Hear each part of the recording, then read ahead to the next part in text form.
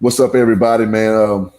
Got another dope interview lined up for y'all. It's your boy Cliff, aka Hoop Jargon, man. You know what time it is, man. And this is one y'all fans of Hoop Jargon and my followers, y'all definitely gonna like this one. This is a guy who kind of stepped up and became the authority of reporting on a certain faction of basketball and has a very, very strong following, very, very strong culture personality. Let's go ahead and bring him on now without further ado, man. It's your man, Ball Facts. What's going on? The Hoop Jargon family. Good to see y'all. Yes, sir. Yes, sir, man. Good to see you, bro. Man, in the last, about 11 months, you stepped into the YouTube game and then made your own lane and, you kind of provided a own little thing with a lot of people who patronize your page, man. And so, how's it feel to have that platform, bro? It's dope, man. It's been a year now. It's been a year this month since I came on YouTube, and I'm grateful. I'm grateful, man, for sure. It feels good to have a platform. Comes with responsibility. It comes with being able to have a little thick skin because once you come up, everybody come at you. So, it's more positive than negative. That's what it is. That's what it is, man. And like that's the thing, man. People really need to understand, it's a lot that comes with having a platform, man. Everybody is not going to agree with what you got to say. I've seen it so many times over. And you got to have thick skin. And I love that the fact about, what you've done. You had a post, that I even told you in our little group chat. I like, bro, you tripping on that Tekashi 6ix9ine. and you got it pretty good on that. You want to talk about that one a little bit? I guess we can. Sure. So I had said that Tekashi 6ix9ine is the person that everybody hates. They don't like him, but yet he still comes out and puts up numbers. And I said, if we take that analogy to basketball, who is that? The analogy is LiAngelo. Everybody hates him. He's too slow. He's too this. He's too that. He's the worst of the brothers. But look at the stat sheet. He's getting more points than the brothers. So that's what that was about. Some people didn't understand. Neither do they got to always understand. But you got to speak what's real for you when it's real for you. And I can appreciate that. I disagree vehemently, but this game of reporting on sports ain't about everybody agreeing with each other. So I can respect the lane. And that's just what it is. And so, do you disagree that LiAngelo is the most hated brother? Nah. I think Lonzo okay, so you don't disagree with that, but do you disagree that he gets the most points? Yeah, he's the scorer. Then to me, you agree with me. To me, you agree with me. Fair enough. Well, let me do this for. I know you man. We gonna get into that. So before we even get started, man, I want people to know who you are and why they should know who you are. Tell them how you got the channel started and what made you start it, and just run us back this time last year. Okay, this time last year, I was cleaning buses. I do YouTube full time now. I was cleaning buses, but I started keeping up with the Ball brothers when they were in their senior year at Chino Hills. I said, "Dang, that's dope." Then I found out about LeVar and his personality, watching interviews and stuff like that. I never thought about being a content creator, and I just thought it was dope. And I always thought, man, that's a dude who's there for his kids and he putting them all on. I can respect that. But as I went through life, it was like everybody was hating on LeVar Ball. And they was more so looking at what he said than what he did. Now, I'm a person that always looks at what you do. He may say some wild stuff in interviews, but if you look at the way he respects his wife, the way he trains his kids, is there for his kids, supports his kids, I said, why can't we just celebrate that? So anytime I would bring up Lonzo, LeVar, LaMelo, LiAngelo, I was hearing some crazy talk. And I said, you know what? I'm gonna make a couple of videos just to get my opinion out there, just to get it out there. I never thought about becoming Ball Facts. The name Ball Facts just popped out of nowhere. I'm like, God must have gave it to me because there wasn't no thought out plan. I didn't think about taking over the game, which I have done. It's the underground boss, Triple B Capo. But so I just put the videos out. I put out 3 videos, and now I've started businesses. I started like 4 businesses, and I've got 1.5 successful, the other 2 fails. So I'm always I was always saying there's got to be more. So I tried different things. But at this point, I'm just grinding. So I'm up here washing buses and my phone just started ding, da, ding, da, ding, ding, ding. And I'm like, dang, when I get on my break, I got to check this. Anyway, I put these 3 videos out. One of them, it was like 3 weeks later from the day I put it out. 3 weeks later, 300 views turned to 10,000. And I'm talking about, I went back to washing the bus. And then about an hour later, I look at this at 25,000. I'm talking about an hour. I'm like, what the hell going on? And, long story short, the views started popping off. I found out a lot of people had my opinion. And I said, that's what I'm going to do. The media has the main population that they cater to, and they tell them all the press. And it's concerning the Ball family, it's mostly negative press. And I said, you know what? Since people like what I got to say, I'm going to go on here and do the opposite. I'm going to be the seesaw on the other end. I'm going to even it out. So as much as they bash the Ball family, LaMelo goes overseas and does JBA USA, and the only time they want to report on is when he slaps some kid. They don't want to report on the game winners and going 14-3. And I said, okay, I'm gonna do the opposite, and that's how Ball Facts came to be.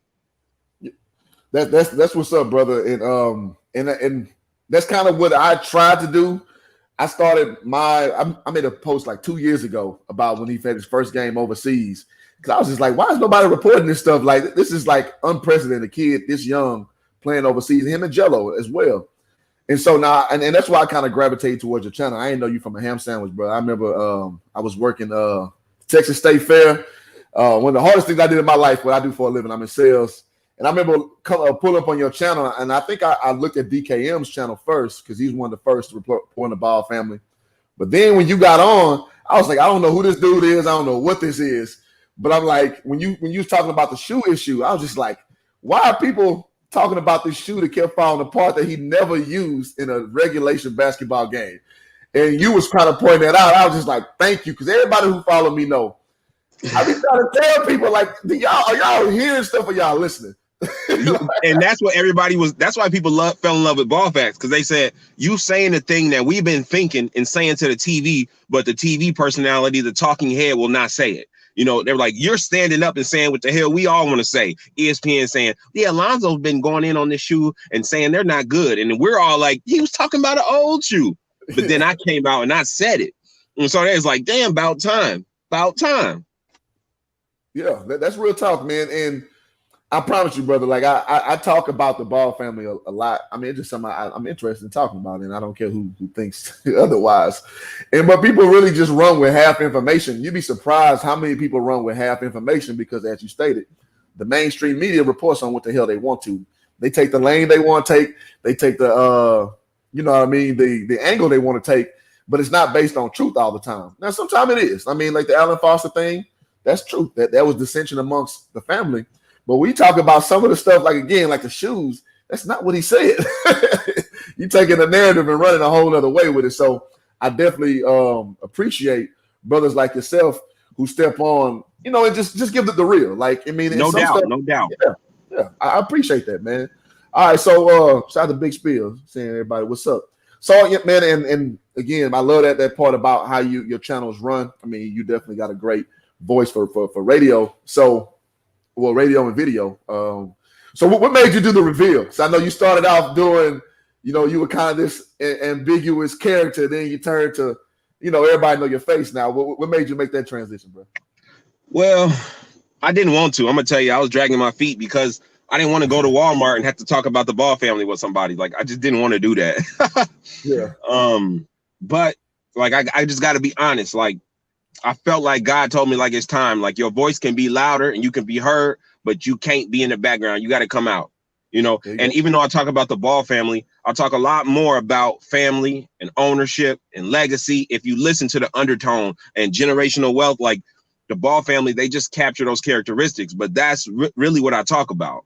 So that's why I did it. Long story short, no sugarcoating. I felt like God said it's time, and that's how I moved on it. No, and that's what's up, man. And I think that's a great lesson in life, man. Like when it's time for you to move on something, it's time to move, man. And I think that, and people don't understand, man, because a lot of people gonna put you to the side like, oh, this is just a YouTuber. He don't know nothing.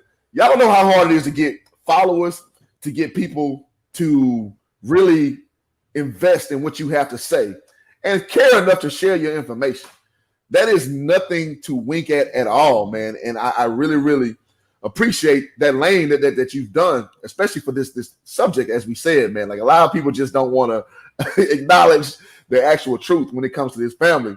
And so I really appreciate that. And I will say this, Ballface, man, you made a video that I didn't know there's one you made about like the family, the brand coming back.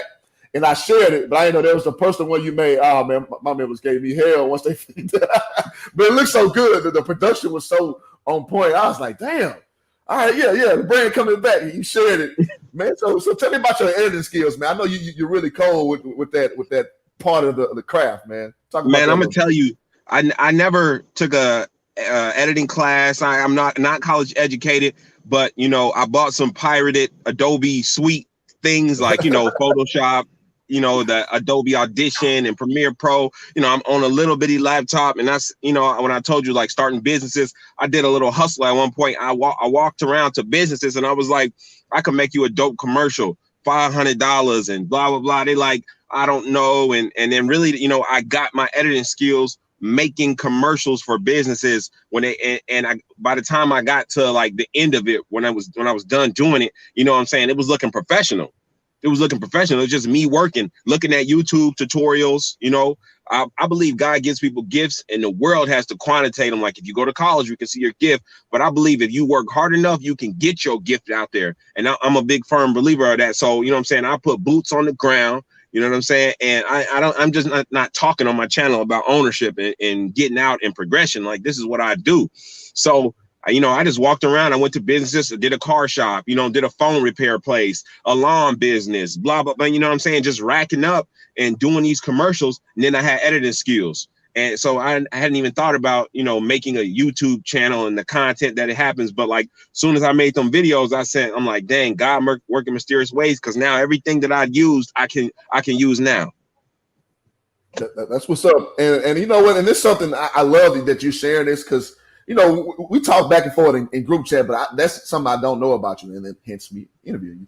So I think that's dope that, you know, and that's called being an autodidact, when you can be self-taught, like Beethoven was like that.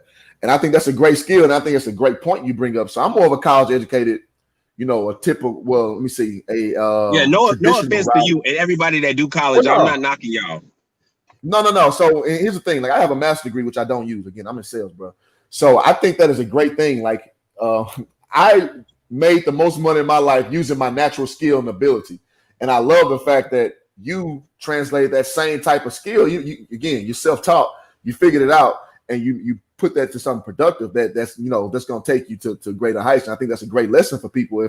If school just ain't for me, or I went and got this degree, I'm not happy doing this, I'm teaching, I'm an engineer, I'm a whatever, I hate doing this. Use some of your natural skills that the Most High gives you, and you can turn it to anything. You get on YouTube, you can do this full time. So I love that part about your story, bro. Yeah, and you're gonna have to grind. It's gonna be some work, but you can do it. Yeah, there you go. DKM said you should have made a custom made Ballfax mask, bro. Well, you know, the true story is, like, I was gonna get a mask I had made, and I've been thinking of this from like 4 months into the channel. And when I got the cash to do it, you know, videos start hitting 1 million. I was like, okay, we good now. Corona hit. And when Corona hit, nobody who was making masks was in their shop. I could not get a mask I had made. I planned on doing skits. If you know anything about Ballfax, you know that my content is not limited to what you think. I might come out the box and surprise you. So I had a whole string of videos. I was gonna go out in the public and use this Ballfax mask I had. I was gonna debate people. I was gonna do funny jokes with this mask I had and had them be like, dang, who is this dude? But I couldn't get one made. And that's why I even felt like God was like, you didn't need it. I had something different for you. But I had plans to get that done, DKM. and one thing I've come to see that I love that about your brand is you know the box. Like that last video you made, the little infomercial part at the beginning, I thought that was hilarious, man. And you don't see content creators really doing that. You know, you kind of had the Dave Hale white dude thing going. It was hilarious, man. It really was. I wasn't expecting that at all. You know what I mean? I may even play that sometime during this interview. I want people to see what you produce, because again, I've seen the progression when you started from just some random ass dude talking about stuff that, again, I've been saying to people, like you said, people will tell you all the time. So now you have, like, you know, clout. You got a lot of people who follow your every beck and call, but you keep your brand consistent about what you've been from day one.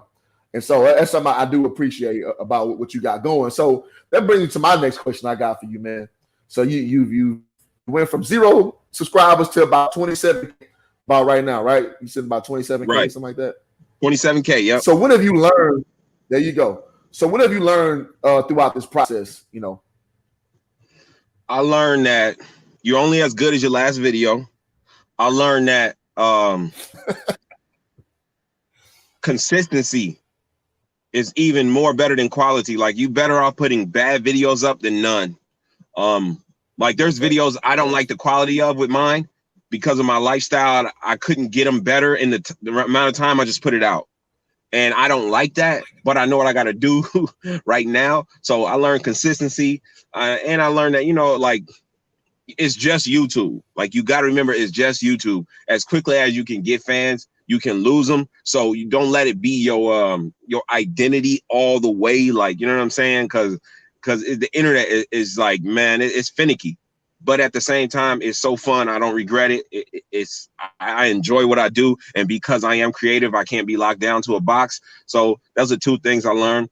And you also learned how to have thicker skin. You know, there's some times where, like, I thought I wouldn't care about somebody say something to me on YouTube. But, you know what I'm saying? You see 38 comments in one day, everybody going at you. You're like, oh, shoot. So I had to learn how to let stuff rub off of me, which now I laugh at. But at first I was like, I'm not used to that. So I learned that as well. No, that's facts, man. I remember one of my more successful videos. I was talking about Zion Wade, Dwayne Wade's son.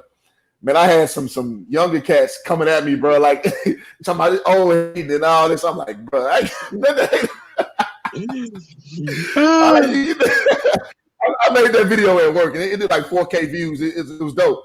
But I'm like, you think I'm sitting here hating on a 17-year-old kid? Like, you think that's my mentality? Cut it out. You're right. Yeah, cut it out, man. Oh, I want to add this, you're too. Right, though, man. So, go ahead, bro. I want to add that I learned this. When you support other people, you will get supported. You know, I show genuine love to, you know, like, it started out as my cause, but I generally like people. Like, it's like hard for me not to like you. I just like people. I don't always like to be around people, but I like people. I support people. And it showed me, like, supporting people gets you more support. So I'm always for supporting and not hating. Like, that may sound cliche and everybody say that, but, like, I genuinely mean, like, you know, if you don't like somebody, if you don't like something, most likely move on. Find something that you do like, somebody that you do like, and support them, because there's somebody else that supports them. And when you support somebody that they love and they like, they're going to support you. It's a lot of people that say, think of Big Baller Brand and think of Ball Facts. Why? Because I support them. You know what I'm saying? And I don't just, like, sometimes I put out a video and I will get no money on it. Like, if I put out a video that's Lonzo's music, I get no money from that. And then before I upload it, they say, you know, Lonzo Ball is going to get this money. Do you want to upload it? I click yes. Why? Because I'm supporting them. That's what's up. And I love that too, man. I love that about our little community that I've kind of come into since about February, man. And I got to give DJ Ron Cut a lot of credit for this, because I started on YouTube video. I had no expectation, to be honest. Like, I was just like, I'm just going to pound them out. I know I have a lot of experience with sports, but YouTube game is a whole other monster, man. You can not know nothing and people will follow you. You can know a lot and people can follow you. So, you know what I mean? So that's important mentality, man. I very, very, very much am a proponent for that, man. And DJ introduced me to DKM. DKM, I got to know you, and I got to know AB the Hero. And I think that's dope that we all got that little camaraderie amongst each other. And then, you know, even though, you know, you and DKM got the bigger channels, no question about that. But I think it's dope, man. Everybody in different levels with this game, but everybody helping each other, man. So I think that's a beautiful thing about it, bro. Yeah, I'm trying to get it, you know, some camaraderie, some type of brotherhood, some type of something. I mean, I believe that's just human connection, you know, when we can get past petty competitions and be like, oh, I'm not going to give you an interview because my platform is way bigger than yours, or, oh, you see me rising up to you and now you this and this and that, you know, like, you know what I'm saying? I think that's dead. I think that's I don't think that's going to help anybody. I don't think it helps the bigger person to step on a little person, or a little person to try to, pull down somebody bigger or anything like that. That's why DJ Raw Uncut, I didn't even know who he was, and he asked me for an interview, and I'm like, this brother seems genuine. I ain't know him. You get a vibe from somebody. I just like, DJ Raw Uncut. I said, I like that name. He seems genuine. I do an interview, and if people hit me up like, yeah, should we subscribe to him? I'm like, yeah, go ahead, subscribe. You know what I mean? And I'm gonna be jumping on his channel sometime coming up too as well. Especially this way. I like this way better than Skype, whichever way this is. Yeah, so it's a StreamYard. I gotta give credit to my boy C Hendo, man. He actually broke the big Kevin Durant interview a year ago, right after he signed with the Nets, and he's based out of Dallas. Man. He's a member of my Hoop Jargon group, but he has interviews with all the professional players, man. And so I get a lot of insight on stuff that's going on in the NBA. I literally get it from Chris. Chris literally texts. Chris is like the Morpheus of NBA players. I love him because he's independent. He talks to all these dudes every day. Wait, is that dude you went live with that one day? Yeah. No, not Dane. Oh, okay. Dane is another one. Chris Henderson was before him. So we did like a March Madness thing. If you look further back on my channel. So Chris was on there with me. So like Chris is the plug. Like Chris know everybody. Like Kevin Durant, like one of his best friends, and just off of just them organically, being cool, does with reporting for the Mavs. So yeah, man. So he put me down with the StreamYard game. And so yeah, man, I appreciate him. I appreciate everybody who's made Hoop Jargon get to where it is as far as this. Because I mean Hoop Jargon is big on Facebook, but Hoop Jargon ain't nothing in the Instagram, Twitter, YouTube world. So hey, but you bigger than me on Facebook. You bigger than me on Facebook. Well, Facebook ain't paying me right now, so it's all good. But I love it though, man. And so I want to say this, man. This is my guy. This is one of my boys since I was about 8 years old, man. He has a page called Between the Game Sports. My boy Will. He's asking, what's the craziest comment you got from a viewer, bro? He's getting his YouTube game on too, man. So y'all subscribe to that boy. I mean, I could think of the haters. They get so crazy. I could give a hating comment, but I'll give this comment. There was a girl who commented, and she left everything in the comment except for her panties, talking about phone number, IG, this, that, blah blah, and said like, you want to come out tonight, blah blah blah. I thought that was crazy. I'm like, you out there like that? So you know what I'm saying? I just blocked the comments so she didn't get no stalkers or whatever. But then other than that, just haters. You know what I'm saying? Ball facts like, oh man, you suck. All you do is comment on the family. It's so many hating comments. I can't think of like those. They all the same level to me. So I'll go with that other one. I'm a girl. That's real. Well, hey man, I ain't know that they do it like that on the YouTube game, man. If y'all want to send that WAP over here, man, let me know what's up.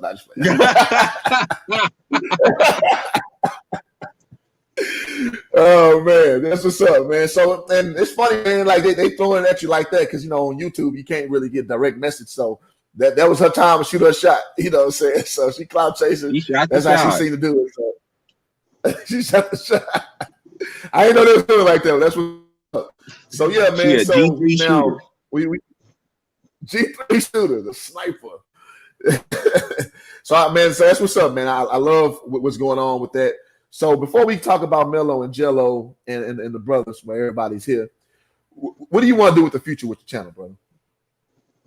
I don't know, man. I feel like it's I'm gonna be unpredictable. I thought about this today, so I'm gonna say it. I feel like if YouTube is the rap game, I'm Kanye. Like, you don't know what I'm gonna do. I don't know what I'm gonna do. Like, it's just I know I've been blessed with creativity. That's it. And every day more, I get more of the means to do what I want to do.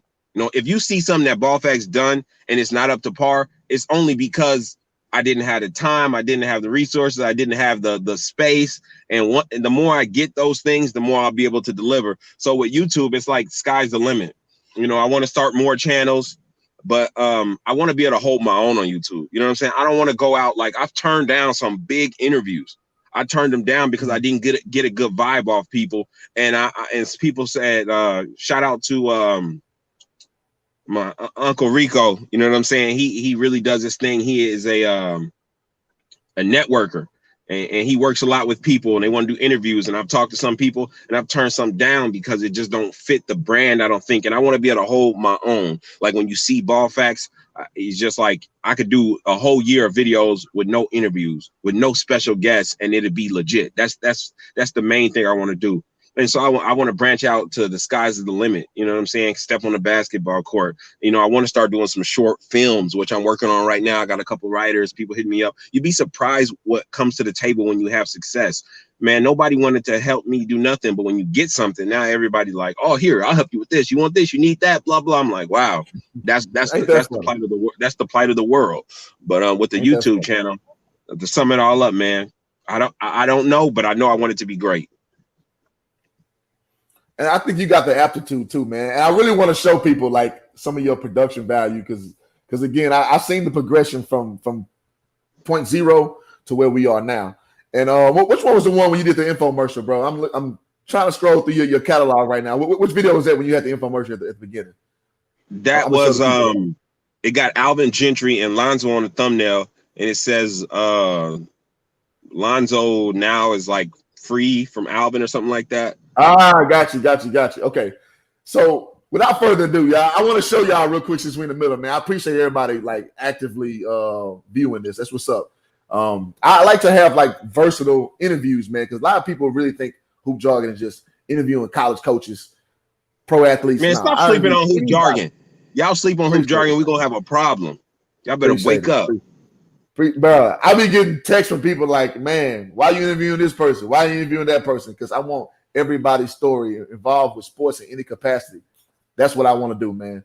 Because it's so many stories to be told, and I want to be that beacon for that, man. So I appreciate that, bro. So all right. So without further ado, let me go to the screen real quick. Like y'all gonna trip out. I'm gonna put like the first part of it, bro.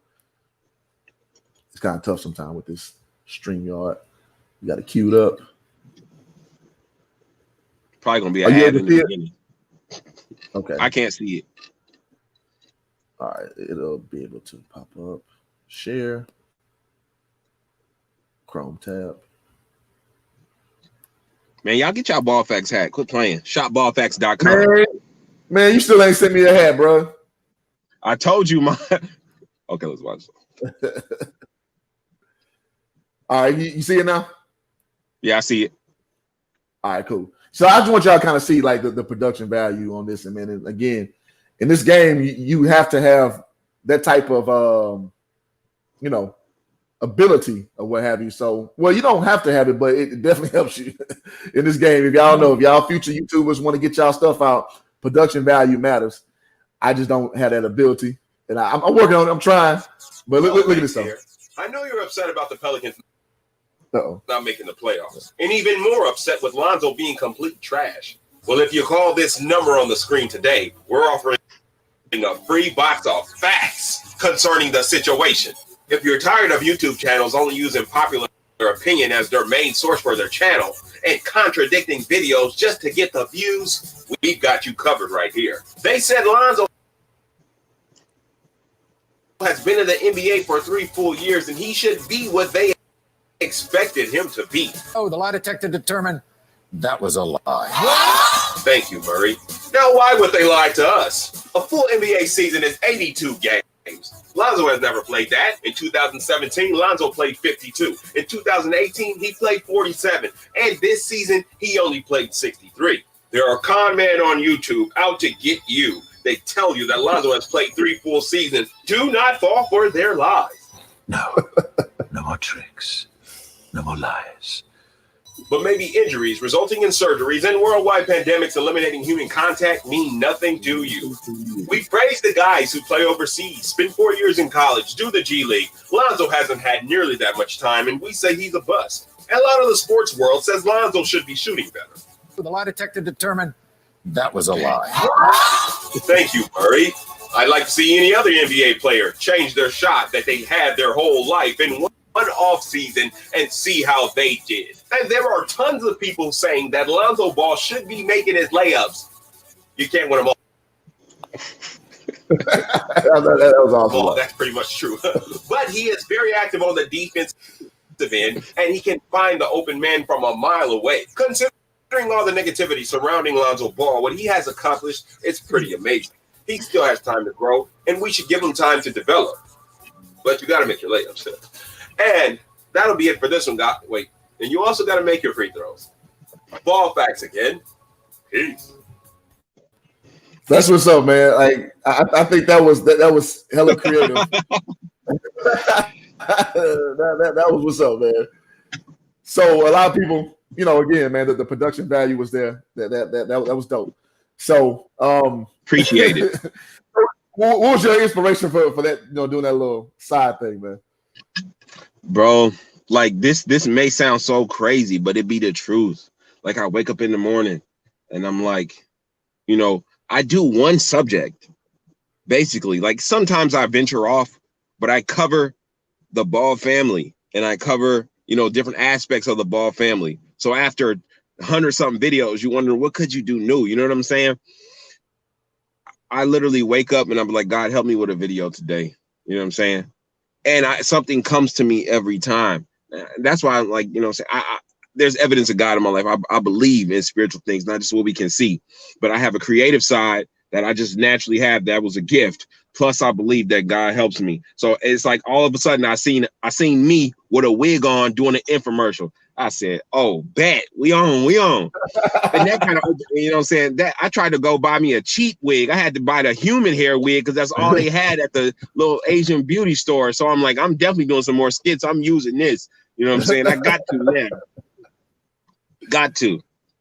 Nah, that was what's up, man. Again, it reminded me of that Dave Chappelle, you know, bit when he was doing the newscaster. So I thought I was not expecting nothing like that, man. That was what's up, bro. You did. Somebody told me that was racist. They told me I was racist for that. Man, people gonna have opinions about everything you do, man. So you just gotta do you, man, and just fall where the chips may. Yeah, I laugh. Man, so AB asked a question, bro. So I got to get to AB, man. Shout out to AB the hero, man. Another great brother who I interviewed not too long ago. He says, give us a comment that cut deep. Man, I can't remember no more. Like, well, you know what used to cut deep with me is like, which now is nothing, would be something like, LeVar is a male chauvinist, and you are hateful to the culture for supporting him, and you're a disgrace to your people. Like stuff like that used to make me feel like, what the hell? I'm doing this for y'all. Now I laugh. I'm like, they dumb. That's bums. But you know, like back then, that way that used to hit me a different kind of way. No, that's real, and you like I think that's the caveat of following the family, man. A lot of people misplace. They call it male chauvinism, and I want to kind of talk about that. So we can start off talking about LeVar. So when he yelled at the referee, that's nothing he didn't do to any referee that he's encountered. He handled everybody the same way. When he got into it with Christine Leahy on Fox Sports 1, that's nothing. Oh, don't get me started, bro. He got into it with Donald Trump. He got into it with Chris Cuomo. He got into it with Shannon Sharp. So why is it when a woman is presented to be the, you know, somebody who's getting yelled at, that it's different? He handled everybody the same way. So I don't understand the problem, man. So you go ahead and speak on that, brother.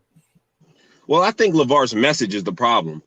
Independent thinking, you know, having your own brand, putting your own money up.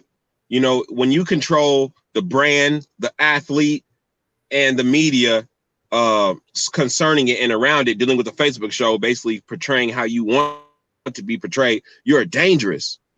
So it's not, I just think they were looking for something. If someone else had said what LeVar said to Christina Leahy, whatever her name is, I don't think it would have been a big deal. But since it's LeVar, everything is scrutinized at a different level because they're waiting for you to mess up. They're waiting for you to fall. When you do something wrong, ma'am, I'll take that.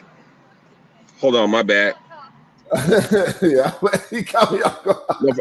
Thank you. Yeah, that's what's up. I had dry son. She found it. Anyway, You know, just because, you know, I think a strong male is looked down upon. You don't have to be violent. You don't have to be threatening to be a strong male. You just not a pushover. You just protective. You know, a lot of the times LeVar would be protective over his son's reputation, and they would say, I don't like the way he said that. Well, how else you going to protect somebody like a little baby, you know? So I feel like LeVar's misunderstood. Does he say things that are a little bit off? Like when he said the players at UCLA, Lonzo, he needs more black players instead of white. I didn't like that comment, you know, because he just needed players that were better, not necessarily a certain race. But you got to understand, people are old school. If you are white or black and you're over a certain age limit, you think of race differently than me because you grew up in this era. So you can't take that mindset and give it to somebody else. So when he in his era, white men can't jump. That's just is what it is. You know, they made a movie about it. The movie wasn't racist. He didn't think he was saying anything racist. Now, I don't agree with it, but I don't always look to agree with everything a person says. I look at a person's heart. And what I mean by that is, what is their intent? What is their main sole purpose and intent? His purpose on the intent was never to come there and disrespect a woman or this person. It was to give publicity to his sons. You happen to get caught in the crossfire with a little sly comment. That's your fault.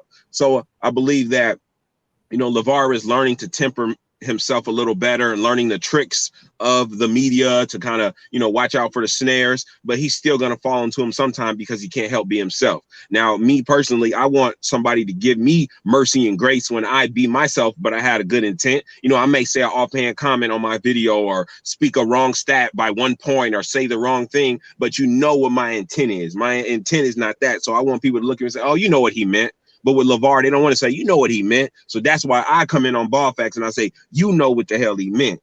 You know what I'm saying? Y'all trying to do something, call him out. And just that's why I think the only reason I don't have over 100,000 subscribers is because I stick to the side of this side of the truth. You know what I'm saying? I could make a video and say, when LeVar talked about the UCLA white or black. No, I'm not going to talk about what he said. I'm going to talk about his intent, and I stay on the intent. If I was to make a videos about what LeVar says bad and what LeVar says good, people would give me more credit and then say, oh yeah, he's less biased and blah, blah. But no, I'm always sticking with the intent of what these men are doing. And I respect that, man. And I mirror that actually. So I literally, this shirt I have on right now, I wore it to, you know, I live out here in LA. I wore it to a store. An old white lady told me, why would you buy that trash? Like, I swear to God, I put this on Facebook. And I was just like, what you mean? And she was just saying, you know, kind of rattling off. And this is an older white woman. Like, you would think somebody who don't know nothing about Big Baller Brand or nothing about LeVar Ball. And she started rattling off these things. And I told her, well, that's your opinion. And you're entitled to have it. But did you know that came from him fighting with Trump? Probably so. Probably so. But, you know, one thing I don't do is get emotional, man. So, you know, old Cliff, emotional Cliff, would have probably cussed out. But I was just like, take your little old ass back in the stove before I kick you on. You know, get out my face, bitch, is probably what I was saying in my younger years. But it's like, it's not about that. It's like, and we had like a small conversation. I was like, well, that's your opinion. You're entitled to have that. However, did you know he's raising 3 boys who are upstanding men they have a family brand that they have in generational wealth. And so I support black men supporting generational wealth. So I'm sorry you feel that way. And then she kind of was like, well, I kind of see your point. And, you know, and not that I owe her that explanation, you know, in that sense, but she kind of pressed me. Like, I'm literally checking out groceries at the self-scan joint. You know what I mean? So I think that a lot of people, to your point about intent, that people don't understand the overall intent of, like, I guess what the whole movement is. They get caught in the bombast. And the bombast is basically like, LeVar is a promoter. Like, when you're a promoter, you're going to say, you're going to live in the land of hyperbole. You're going to say, you're going to overstate things to get attention. But you got to understand the message in the hyperbole. And so a lot of people miss that boat and they just get caught in the hyperbole and they never really, you know, get it balanced out. So to those kind of people, I challenge them like, listen, man, you got to just understand the whole thing, man. And so I think it's important for people like ourselves to kind of put that message out. I mean, and you can get paid to do this, but we ain't getting paid from the Ball family to do it. You know, just report the news equally, man. That's all it is, bro. I want to congratulate you on handling that woman classy. That was classic. That was respectful. And that's what you do. if you can, you educate somebody. If you can, they might not want to hear, but you handled that perfect. So, you know what I'm saying? Good job, bro. Appreciate that. So let's get into it, man. So we talked about the backdrop. We talked about what Ball Facts has built, how Ball Facts got to be, who Ball Facts is. So let's get to it, man. So DK been trolling in the comments, man. You know, shout out to DK, man. I give him a shout. What are you talking about? I can't see no comments. I don't know what this dude talking about. He talking about why Zoe was a bust and all this stuff. So he's not trolling. But it's cool. So, man, let's talk about Zoe right now, man. What's up with Lonzo Ball? What do you see where he's at right now? And what do you need to do to get to where he need to be, man?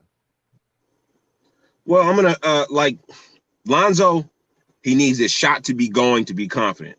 His whole game has always been, you know, like Houston Rockets, they shoot threes. James Harden goes in, he passes out, he shoots threes. Lonzo would pass to his brothers, and they kick it back out to him. He'd shoot a three or he'd run in and dunk, you know, but he if his shot's not falling, his whole confidence is off. And that little break from Corona, him getting a brand new shot, and then finding himself in that shot and executing, shooting 40%, and then all of a sudden the season stops. Well, with that brand new shot, without that repetition going, for whatever reason, which he probably had a good reason of not being able to get into the training, quarantine, gyms closed, whatever. When he came back, the fact that his shot was not falling, I believe that just affected his confidence throughout his whole game. You know, and you would think there's no excuse to miss layups, and maybe there's no excuse, but there are reasons, you know. So sometimes you state a fact, people don't like it, they say there's no excuse, but it's just a fact. So I believe that it has something to do, it's not ability. I believe it has to do with rustiness and a mental block going on because of being rusty, you know. And you know, I hated to see it. I put a video out where I was literally, you know, crying and moaning when Lonzo was missing his layups and stuff like that. And I put that video out. Somebody thought I did that to hate on Lonzo, but I didn't do that to hate on Lonzo. I did that to basically depict how we all feel, how we all felt when Lonzo missed his layups. See, the news and all these other channels are going to say Lonzo's a bust. So if you come to Ball Facts, I'm not going to ignore it. I'm going to acknowledge he missed his layups. I'm going to say it was bad, but I'm going to put a twist on it. I made you laugh with it instead of made you cry. You know what I'm saying? I cried in the video so that you could laugh and we could get over it. So I think Lonzo is just a little rusty, a little bit of mental break. You know, it's hard to excuse what went on being an NBA level player, 6'7" point guard. You know what I mean? Number 2 pick. I understand all what everybody says, but you know, just because I am who I am, I'm gonna always give him a pass to say you can. That's not the end all bees all. You know, you can come back more than that. Okay, so I gotta ask this one. This is hilarious, man. My man, AB says, should Lonzo be in the G League? Of course not. Of course not. There's no way Lonzo should be in the G League. There's no way that he could do the performance he was doing in the NBA before the bubble, and he should be in the G League. I know that's a funny question because AB be trolling. He got jokes. AB, you know, AB on the show getting tough with Lonzo right now. Yeah. Let me tell you, whatever Lonzo is like, it depends on his teammates. So if he went to the G League and had trash teammates, you know, Lonzo wouldn't look like that much of a star. If Lonzo literally is a piece that glues pieces together, he's not a standalone piece. So we could make a joke about him going to high school basketball. We can make a joke about Lonzo going to the NBL and EuroLeague, LKL. Lonzo is in the NBA because at any level, he can piece his teammates together. At any level. So you take him to the highest level because he can piece those players together. Now, getting the right players around him is a whole nother conversation. No, I agree with that, man. And I tell people all the time, man. And everybody, you know, like you say, you know, incessantly on your channel, is the cheat code. So the cheat code is, man, you got to let him play. Like certain players, they just have a fingerprint that they put on the game, and there's not a way you can coach them to it. They just understand the game the way they understand it. And you can't play Lonzo in sections, like in my opinion. You have to let him go out there and put his fingerprint on the game. And so until you do that, you're going to always get mixed results from Lonzo because you are limiting him because he's not a guy who you let me do it like this. He's kind of like a Peyton Manning kind of guy. So Peyton Manning ran that system in Indianapolis for the Colts. It wasn't so much the coach, it was him. So you gotta let him put the pieces together. Yeah, you gotta let him do that's a good minutia. example. Like LeBron James, same shit. Like, and I don't love LeBron's way. I'm a Lakers fan, but the way you win with LeBron, well, as far as we've seen, you let him do his thing, and everybody else fall in line. That's how you do it. So Lonzo is similarly the same way, in my opinion. Now I'm saying, is he Peyton Manning? No. Is he LeBron James? No. But if you want similar results, you got to ask the same of him, in my opinion. Yeah, I mean, people don't want to acknowledge that because he's not a main scorer. They say, why would you give him the ball and let him control everything? See, LeBron, if you give him the ball, he's going to get you points and he's going to get you assists. Lonzo, if you give him the ball, he'll get you a few points, a lot of assists, but he's also going to get other people going more. He's going to speed, and he's going to speed the game up more. And LeBron ain't gonna speed the game up like Lonzo. There's no one in the NBA who can speed the game up like Lonzo. Lonzo gets talked about because he will pass the ball before he gets to half court. And like, oh, look at him, he passed me before he get to half court. If you played with him the way that it would compliment him passing it before he reaches half court would advance the ball even faster. They're just not used to that gameplay. They're like a couple years behind, and LeVar had an ideal to revolutionize the game of basketball in the NBA, to speed it up even faster than it's played. So the point guard is passing the ball up before he hits half court, and they're making moves, and then the point guard is freaking running up the court to make a fast break or coming down and shoot a three. No, I think that's very prophetic, man. And again, if you play basketball, you understand, man. Players who are players, you want the ball early. You don't want it late. So that's the difference between an up the court pass from Lonzo and a hammer pass from Russell Westbrook. Yeah. Basketball players do not want the hammer. And I'm not going to tell you where I know this information from, but I know for a fact Paul George left playing from Russell Westbrook. He said it with his own mouth, but he won't slander him because he loves it. Like he sees him as a brother, but you don't want to play with a Russell Westbrook type guy. Again, I know this to be factual. Seeing actual text from Paul George saying that, but he won't ever slander him in person. It's like the worst kept secret in basketball. Like, you know, you want the ball, and they call it your scoring pocket. So you get the ball when you can get it and maneuver. You don't want it when you just sit there, sit. Okay, it's 4 seconds left in the shot clock. All right, now I got to do something with it. Yeah. Good basketball players, it's not how they play, man. It's not how they play. And Zoe don't play that way. If you look at the Lakers, they changed their whole culture. Look at the year before Lonzo came. Man, Jordan Clarkson, we went to like 4 point guards that year, Tyler Ennis and stuff. It was a shit show, man, just to be frank. And Julius Randle was like a de facto point guard. It was terrible. But once Lonzo came, they had a culture to share the ball. Look at the assists from the year before Lonzo came and when Lonzo actually played for the Lakers. He induces that share the ball mentality. And so I think a lot of people, they don't show up on the stat sheet, but it's infectious. When you share the ball like that, you change the whole dynamic of your team. And I think people who are box score chasers, you'll never like Lonzo. He's never going to be the guy. He's never going to be your cup of tea because you can't rattle off his stats. You know what I mean? And justify exactly. But the people that don't play basketball, that don't watch it like that, they don't understand that. They will never understand that. And that's why Chino Hills went undefeated. I know we're going back to high school, but same thing in UCLA. You get players around you that know what Lonzo is for, and they say, okay, we're going to fall in line. Now it's a lot of players, like I always say this, that was on the Lakers, Brandon Ingram, Kyle Kuzma. These people, they didn't want to play the style of basketball Lonzo Ball. They didn't want to catch the ball when Lonzo just passing it in and just run up and quickly make a shot. They wanted to bag it up, dribble it, cross somebody a lot. They didn't want easy buckets. Look at Chino Hills, LaMelo, Jello. They wanted easy buckets. Big O, Eli. You know, they didn't need a highlight reel. They just wanted the points. And that's what Lonzo is for. Lonzo needs somebody who's wanting to get to the rim as quick as possible and get an easy layup to get a bucket. And that's why him and Zion work out the most, because Zion likes leaking out and Lonzo would give it to him. Unfortunately, Big Boy is not in shape or knee is messed up and it didn't work out that way. They wouldn't have lost as many games in the bubbles if Lonzo and Zion played 35 minutes together the entire game. They would have they would have won that. They would have won games. I'm telling you that. I think I agree with that, man. And One thing I didn't love so much is the dual point guard thing with him and Drew Holiday. I think that's just, recipe for failure, man. I mean, Drew Holiday, he don't know if he want to be a shooting guard some days. He don't know if he want to be a point guard some days. He don't know if he want to attack. You know what I mean? It's one of those things. And I think Drew Holiday needs to go to a veteran team. I think you won't see the best of him until he goes to a team. And to AB's point, he was saying he need to go to where he can be the alpha. Now, I think Lonzo, he has not shown to be an alpha in the NBA. I think he's a beta as far as the NBA. However, your point guard can be a beta and you still can be successful. That's pretty much, if your point guard is your best player, you're not going to win the NBA. That's you name me one team where the point guard was the best player besides Steph Curry.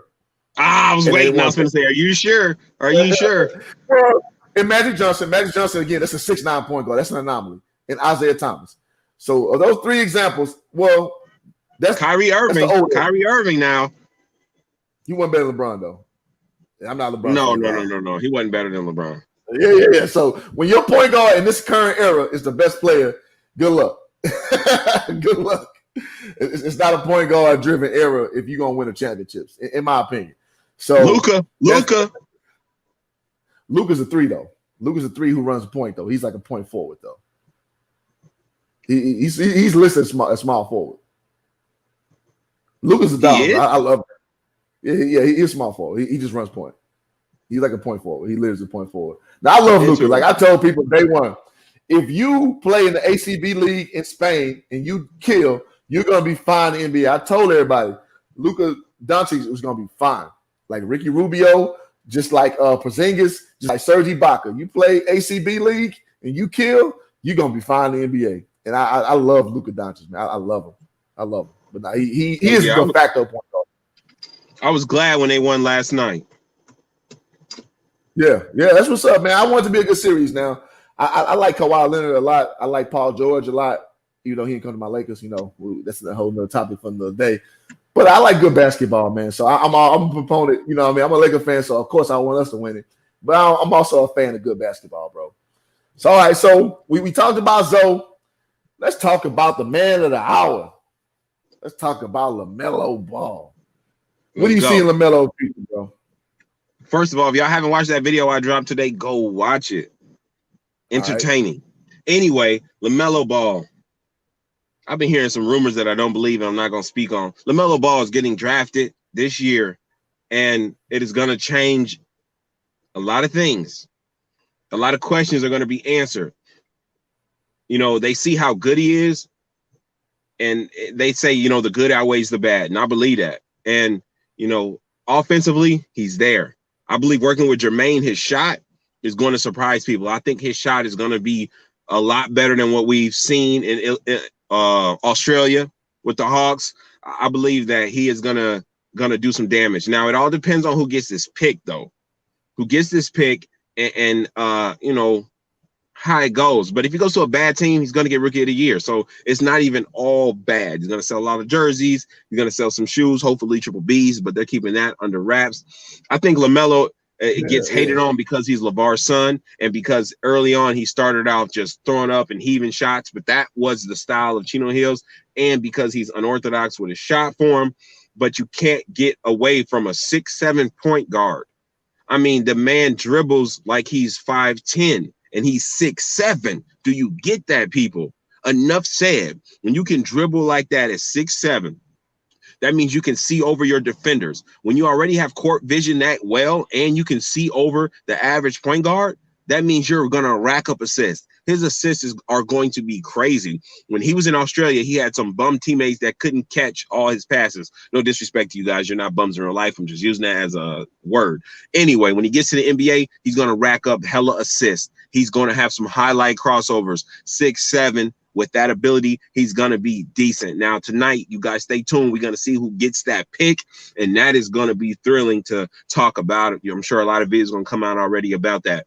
But as I stated in my video earlier, the world slept on LaMelo Ball because of his dad and the route they took. But the people that could see, he always passed the eye test. I'm talking about this man was freaking 13 playing with 18-year-olds. When you can do that from that long, don't worry about LaMelo getting into the NBA and playing with these bigger grown men. The man has been doing it his whole life. Facts. I think you touched on a lot of prevalent things right there, well, pertinent things. Let me say that word, bro. Like being 6'7", being able to see over the defense is a huge advantage because when you guard point guards, what are you told to do? Get your hands up to disrupt passing angles.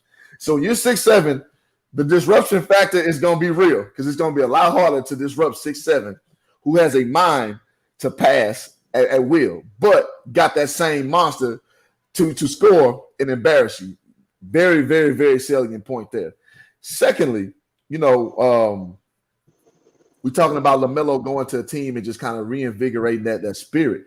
I think a lot of people gonna surprise a lot of people. Like he's a lot different than Lonzo. Like he is more of an alpha type personality. If you watch the family, if you watch, the how they interact, Melo, he was the youngest, but he basically takes more of LeVar's spirit where he talks. As Jello don't talk like that. Lonzo don't talk like that. Jello's more of an enforcer, like I'm the bodyguard kind of cat.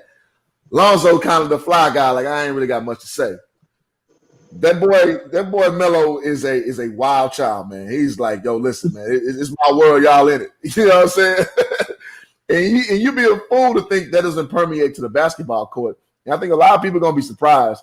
And I think whoever selects him, man, they're gonna see a guy who he ain't what you think, man. He's a dude. It's like when I step in, it's my world. I liken that to like Dez Bryant. When Dez Bryant came to the Cowboys, he's like, I ain't doing that Ricky Hayes shit. I ain't doing it. I came here, number 88, which is Drew Pearson, old number, and Michael Irvin's old number. I'm a new 88. Yeah. He's the reason why Jerry Jones gave me 88. So what's up? I think LaMelo Ball gonna be the same guy. Whenever I heard Jermaine Jackson, who played in the NBA, who's went through training camps, who understands what it takes to get there and how hard it is to stay there. When he was sitting on the bench at Spire and he said, you can't teach this. He said, you can't teach this in the middle of the game when LaMelo was playing. I knew, like, okay, to me, that was the stamp. I didn't need to wait till the Hawks or the Drew League or till the ESPN scouting report came out. I knew, like, I thought it was really good. When Jermaine Jackson said he could be the number one pick, they said, are you going to start LaMelo Ball? He was like, would you start Jordan on his team?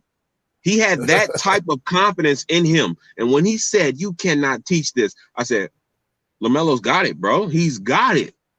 And some people, when they grow fast, they kind of awkward. LaMelo stayed in the gym so often, every inch he grew, he was still training, and he didn't lose an inch on the basketball court. His training was still up to par. His shot was there. His dribbles, his handles, like he just developed. So when Jermaine Jackson said that, I said, yeah, we got a problem with LaMelo Ball.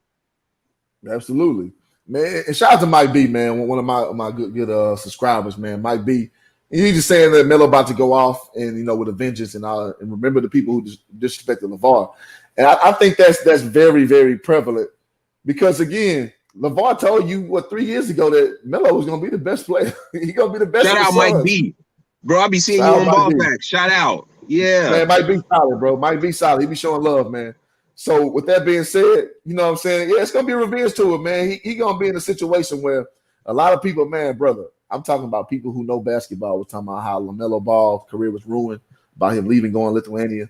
Again, I'm a guy. I played overseas, bro. Nothing will groom you for that professional life than playing overseas. And he did that at 16 years old, man. Like he ready now. So like nothing, and shout out to my boy Dane Irvin, man. And he was saying like if you go to New York, it's a whole nother monster, which I agree with that.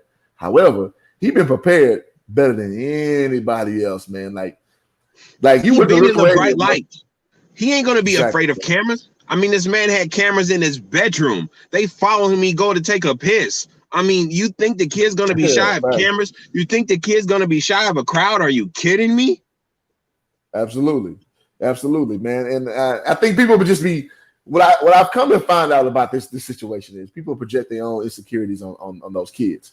Just like we talked about Christine Leahy earlier. She's like, they just act like they're scared of dad. They just respect their father. Like that's how you treat your father when you respect your father. Yeah, you better not do that to your dad. I wouldn't want my kid to do it to me. I wouldn't do it to my family. And some of that's cultural they don't understand too.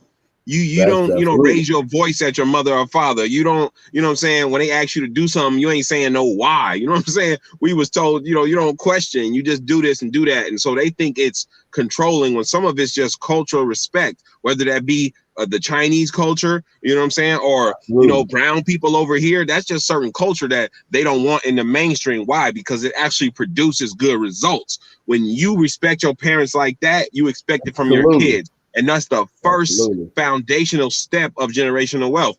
That's the reason that you don't put your parents in a old folks home at your first beckoning call when you get a chance to, and leave them there. You know what I'm saying? Like it's a different way to do things, and that's what we need to get out. Absolutely, man. And that's called it's called order. When you establish order, you can establish a ruling class mentality. When you have a ruling class mentality, you can impart that same spirit upon your kids, and y'all grow together as a family. That's what a lot of people don't understand, man. And a lot of people, to a lot of people's credit, you weren't taught that, so it's foreign to you. So when you see it, you just it's like I don't like it. I don't know what this is. Because you used to be in a subservient mentality, and so I think that's what it turns a lot of people off, and don't even know it turns them off for the wrong reason about the family, man. Especially about LeVar's way and what have you, man. Because I don't care what you say. You raise 2 NBA kids and a G League kid who's probably going to be in the NBA down the line. I trust that way over your way. Thank you. Thank you. Sorry. Who else is doing that? Who can raise 2 top 5 NBA picks? Who else is doing that? We got to give some respect to them. Facts. Beside, Harvey Grant, which is Horace Grant's brother, who has 2 kids in the NBA right now. Besides Drew Holiday's dad, who has 3 kids in the NBA right now. Besides Dale Curry, who has 2 kids in the NBA right now. Who else can you listen to about raising, potential pro athlete kids right now? Nobody. Who exactly? Somebody tried to come on my comments and battle me with that. I'm like, bro, anybody you name who had 2 kids in the top 5? Come on, man. Tell me that. So even Holiday kids ain't top 5. Yeah, facts. Yeah. Right. And in the Kupo brothers, none of them. Yeah, facts. It's just true. It's just true. I left out the father of the Antetokounmpo brothers, which is, that's prevalent, and also the Maker brothers, like Thon Maker. He has a brother, Matura Maker, who is in the G League, and Makua Maker is probably going to get drafted as well. So it's only a handful of dudes. This is not normal stuff right here, man. You know what I mean? Right. So it's funny how people gloss over this like this is just LeVar just doing whatever. No. That's not common. I'm 6'7". I hope my kids can get the athleticism and the height I had, but I know a lot of 6'7" dudes did not produce. Let's look at Michael Jordan. Did Marcus Jordan make the NBA? Nope. Did Jeffrey Jordan make the NBA? Nope. Okay. So that is the greatest basketball player, depending on who you ask. I think Kareem is, but I'm not mad at Jordan. If people say Jordan, I'm not arguing. You know what I'm saying? Yeah. So you know what I mean? That's the greatest. Come on. I got a tip from you. Hot take from LeVar. He said, don't get no pretty girl. You know what I'm saying? That's 5'6". He said, you get you an athletic, tall, built woman. That's what he told Jello. He had a nice one with Jada Owens. You know what I mean? Their business is their business. You got him on hook. He started out the wrong way. I mean, the right way, but it is what it is. You know how it go. Yeah. So speaking of the sniper, man, let's talk about Jello Ball, bro. Like, bring it on, man. G3. I know you are very high on Jello Ball, man. Talk to me, man. Like, what's Jello Ball going to amount to in the next year, brother? First, you have to understand where I come from. I come from, I used to watch Mighty Ducks. You know what I'm saying? I used to watch Rocky. You know what I'm saying? I'm a lover of the underdog, number one. Okay.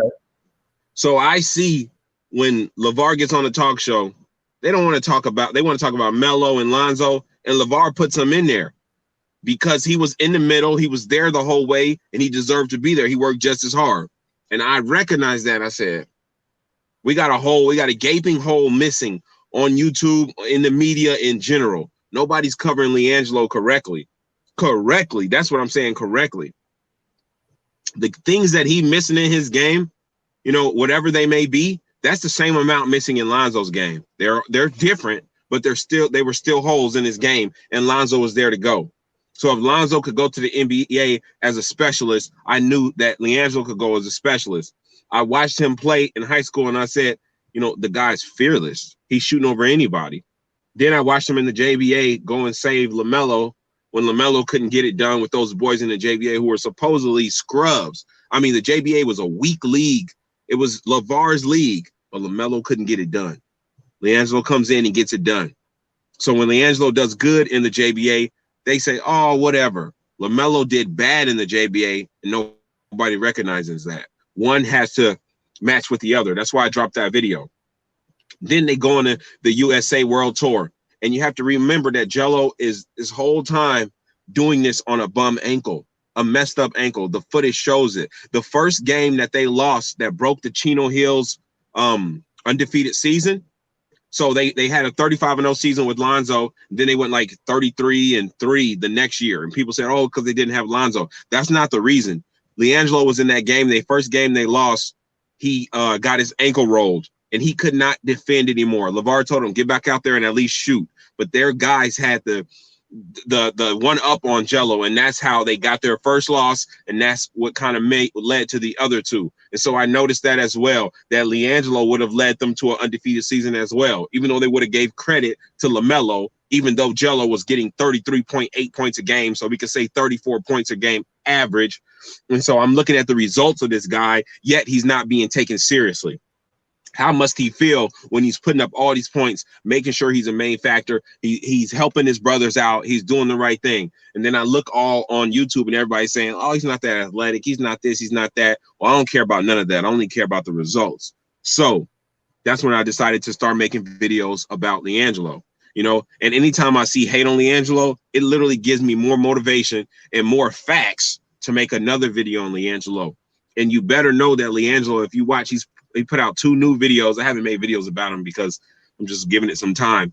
But the guy's moving faster and faster. His dribbles are getting better and better. And you better look out because he's going to shock the world. The same way that they thought LaMelo, when he went over to, you know, Lithuania, would never be heard of again. LiAngelo is coming. Yes, he may need somebody to pass him the ball. So he needs an unselfish point guard. But if he gets that, sky is the limits. Mark my words. You know what I'm saying? Bet on it. Save this video. Come back to it in a year and a half. There's a guy on the Thunder who was playing today. He played 13 games on Oklahoma City in the G League, and then they pulled him up to the Oklahoma City Blue pulled him up to the Thunder, and he played 28 games so far. And you better believe if Jello in the G League, you know, if they're going to give him a shot, and don't be surprised when Chris Paul says pull that guy up because they need shooters. Everybody needs shooters. That's how I feel about LiAngelo Ball. He's been underestimated. He's been looked over. He's been laughed at, and that creates more inside. Go ahead.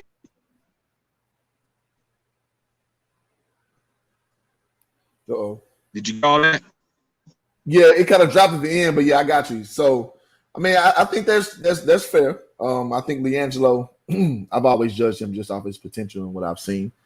I hope that he doesn't have a situation where, you know, he falls off the map and he's not utilized. I mean, he's a dead-eye shooter, no question about that. He's a big body. So I know excuse me. I know you we vary on this opinion, but I see him as a later Renaissance guy. I see him as being like a PJ Tucker type, which is no disrespect. I mean, PJ Tucker, I played against him in college, man. PJ Tucker is one of the worst NBA dudes I've played in my life. But he has a very strong NBA career right now. And that is very, you know, disrespectful to what he has to offer, man. He's a big body, and he's learning to shoot. Joe already shoot it. And they're about the similar build, similar height, and what have you.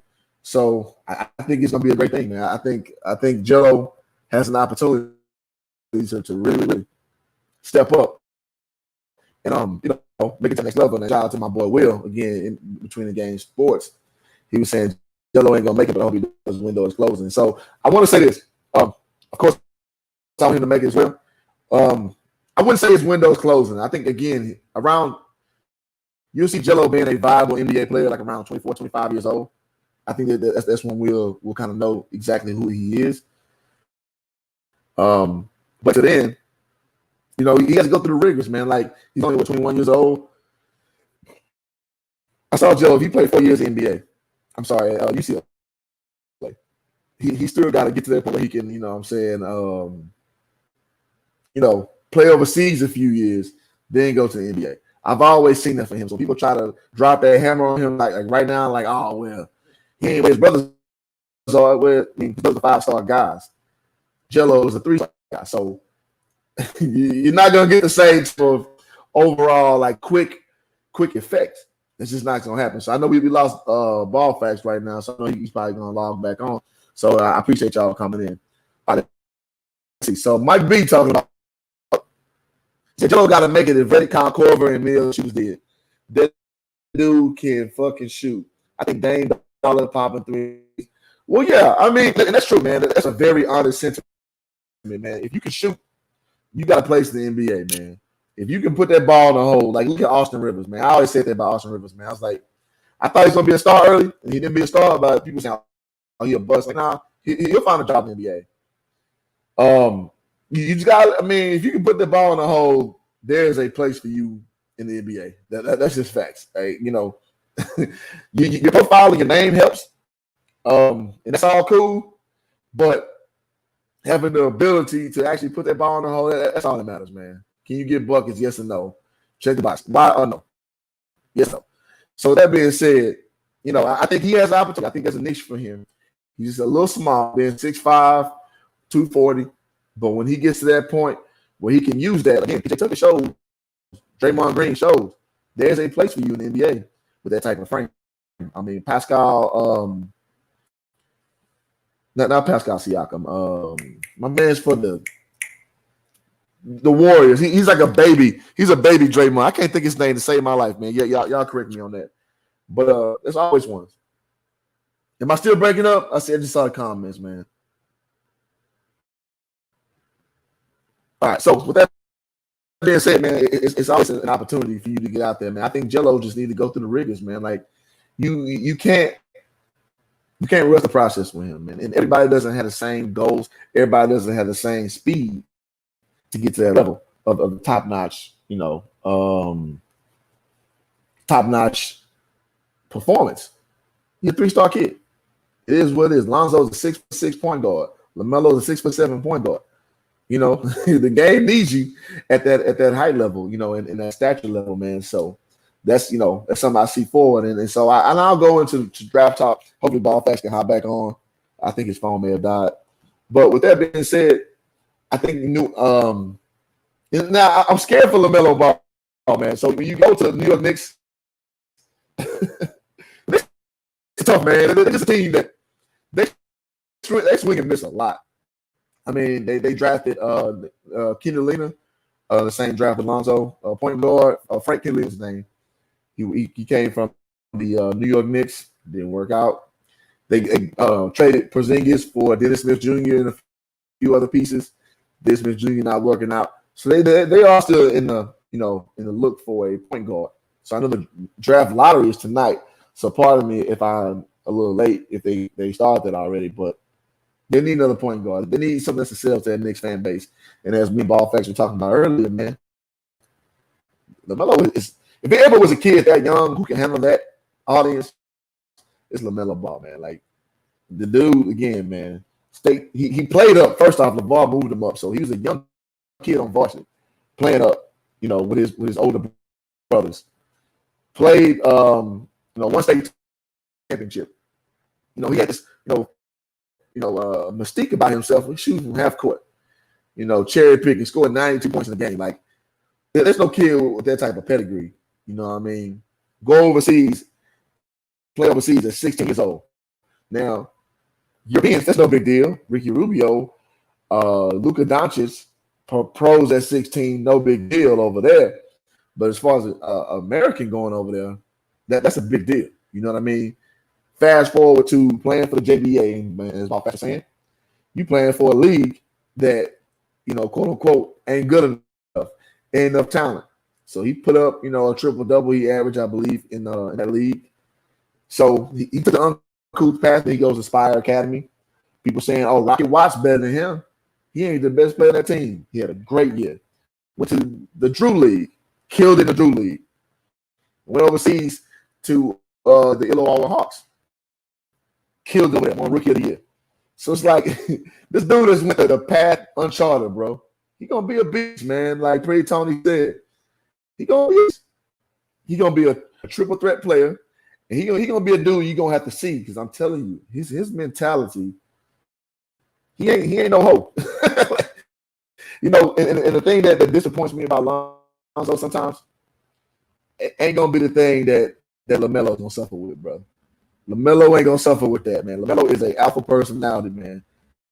I think Zoe is more of a beta, you know what I mean, in certain capacities. And so I told y'all, like, in what I'm wearing right now, the Big Ball brand, and Ball Facts kind of hinted that as well. Y'all gonna see a research when LaMelo get drafted. I think that's their plan, because they hired a whole new team to basically take over the marketing, advertisement, and Zoe been dropping. Lonzo Ball has been dropping like hints that he's back with the brand. He's made like 3 rap songs where he said, I'm holding down for the Big Baller brand. And these are recent things, like we talking about the last month or two. But I think now, who Jordan exclusive? I think when LaMelo Ball gets drafted, he's gonna announce that he's back with Big Baller brand, and this shit gonna shoot through the roof. I'm telling you, man, kids love them. They love LaMelo Ball, man. So y'all really gotta understand that, man. So y'all, a lot of y'all not to know, or just don't care, man. So, LaMelo Ball gonna be that dude. LaMelo Ball gonna be that My dude. bad, I think you back, man. I had to hold it down without you. Yeah. Nah, you good. You held it down. That's what's up.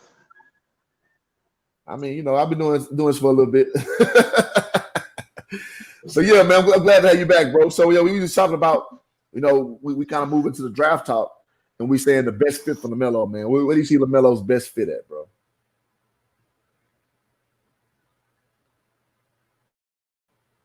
I see you kind of froze up on me. So Rap God says LaMelo's the best fit with Chicago. I think that's the. Well, they just drafted Kobe White. So I don't know. Are you back? Yeah, you kind of froze on here, brother. Like, right, you back now. Go ahead.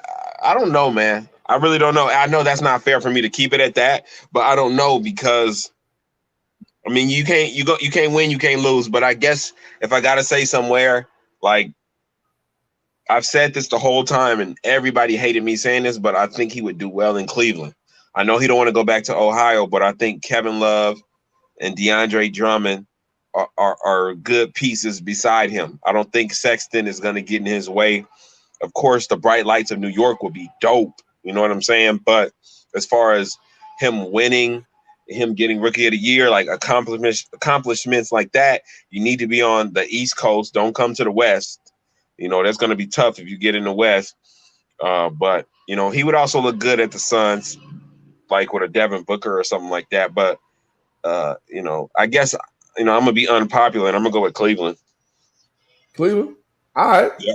Well, my opinion is very unpopular, man, and DKM and DJ know this. I actually want him to go to the Warriors, and here's why. I want him to go to the Warriors because he won't kill it initially. I understand that. But it's kind of be that Kobe Bryant type of, was it like red shirting thing for like a year or so? And then when you're ready, you're going to be unleashed, and everybody it's going to hit you like a ton of bricks. I think LaMelo Ball is that type of talent. So you put him with, Steph is going to be longer in the tooth as well as Clay. So when he steps in, he got Andrew Wiggins to work with. He got Draymond Green probably still be around, with the older vets. And so what you always see is they concede that to the younger talent. So he'll basically get the keys. He'll be the new Ferrari with that well-run ship. I think Golden State is going to be the cheat code, man. Like, they basically took a year off with a year that nobody really gives a damn about. I don't care who wins the NBA championship right now. It ain't going to have the same type of effect. It is what it is. I hope my Lakers get it, but everybody's still going to have that, like, yeah, but it was, pandemic. It was the bubble. That already count. So That's how I feel. Everybody's saying the bubble making it harder. I'm thinking it's weird. Players who get stage fright are doing well now, like TJ Warren and stuff like that. Like, I think like you got to get rid of Wiggins if you want LaMelo to shine there. It's like LaMelo, I think he could do well coming in off the bench with the Warriors. I think Wiggins would get in his way as far as still having Clay and Steph there. Well, he could. I think Wiggins has kind of figured out he's a true beta now. So he can be like that Harrison Barnes type of guy, who can spot up, shoot. I don't know if he figured it out yet, though. I don't know. Well, maybe he got no choice playing for the Warriors. Like he's not getting the ball first. So if he ain't figured it out yet, you definitely third the pecking order, big fella. Yeah. So if he don't know right now, man, he might need to, check his mental fortitude. You know what I mean? So he may be a little lacking in the part. I don't know how that would affect LaMelo. Spending, those years like Kobe sitting down. Like I don't know how that would affect him. I think he needs to hit the ground running. I mean, it ain't gonna hurt for ball facts either. You know what I'm saying? I don't want to report on the LaMelo game and getting 10 minutes of play. You know what I'm saying? So as far as my interest, I want him on another team. But as far as his interest, I think it'd be good for him to be on another team as well. But in the long run, like that would actually help out. But I think that LaMelo wants immediate return. He said in the interview like that was released today, he was like, when I get drafted, I feel like my life begins. Like everything that I've done in the past is done. Like now it's time for me to do something. And that's what I wanted to hear from him because, that's what everybody thinks, like he's going to get there and be a prima donna. And they think that he's going to think he's this and he's that. He knows when he gets to the NBA, it's a whole new level and he has to prove himself once again. Yeah, I agree with that. And so I hearken that to like even me at LaMelo's age. When I was 18, well, I mean, he's 19, but when I went on to Stephen F. Austin State University, small D1, we actually beat Duke this year. SFA, Action Jacks, get that in there. So my dumb ass 18-year-old mind, is anywhere close to LaMelo Ball? Hell no. But I thought I was going to come to that program and take it over that moment. And I learned the first practice, hell no. So when you juxtapose that with actually going to an NBA, like I think he's a way better talent than me. Obviously, I was like a 1-2 star kid. A 5-star kid going to the NBA is like almost similar, as in you're playing against guys a lot better than you. So you learn. You may have those lofty goals, but once you get amongst those, you learn that all right, it's a pecking order, especially a team that good. I mean, a team with championship pedigree. We're talking about a dynastic team. So that may be a lesson he learns in his wisdom process. Now, at 19 years old, I get it, man. At that point, you think you're indestructible. You think you can't die. You think you got a long life ahead of you, and I understand that, and I respect that type of mentality. However, when the stuff actually shakes out, it's a little different. You know what I'm saying? When you're in the trenches. Yeah, and you're right. It's different, but you have to remember, as LaMelo Ball we talking about, he has always played older competition and never was scared or felt or told by his father, like, yeah, you got to wait till you get a little older. I mean, he's the scrawniest, smallest kid on the court on that Chino Hills undefeated season, and LeVar starts him. He's standing with his hands on his hip right next to a guy who is 6'3", and LaMelo's like 5'10". You know what I'm saying? And they're telling him like, you can do it. So he has a mindset that what we think like come to reality, bro. This is the NBA. His whole life, his reality has been different. And we have to admit that too, because when I was freaking 8th grade, I wasn't beating no seniors in high school. I couldn't do it. He could. So in his mindset, you know what I'm saying? He respects the NBA game and the players, but I can tell you firsthand, like he's not afraid and he doesn't think that, oh, I ain't going to be anybody on this level. Like his mindset is like, this may sound crazy, but when he's practicing and he's into his zone, he's like, I'm coming in to do what LeBron James did. I'm coming in to do what Luka Doncic did. I'm coming in to have an effect right away as soon as I hit the court. And that's what he wants to do. If he goes to the Warriors, it might even be better off for him because he actually gets more time to sit and train. But I don't know if it'll be better for him mentally. It may be better for his game, but mentally, I know he wants to hit the ground running. And I definitely know that most alpha males, that's the way they think. No question about it. And my retort is, pretty much all NBA players think they're gonna do that. All of them think that. Even the worst dudes you think, and I tell people all the time, the worst dude on any given team, the worst dude on the worst team in the NBA will bust your ass in real life. And they think of themselves, when they get older, they understand the pecking order. They're like, all right, cool. I just want to make this bread, want to do this. But all of them coming in, they all think they about to change this franchise. They all think they're about to be the story that, sparks change and what have you. So all of them think that way, man. So with that being said, I wouldn't expect nothing less of them to think that way. Like, you're supposed to think that way. It doesn't always shake out that way. You know what I'm saying? When we get to the meat and potatoes of the situation. So with that being said, knowing how that process goes, I would just like him to be in the hands of a proven winner as far as how a franchise is run, because the Knicks are proven to be a terribly run franchise. Cleveland, a terribly run franchise. So, yeah, he'll get them numbers to start off. I just question the long-term success. You know what I mean? And all you need is a coach. All you need is a coach.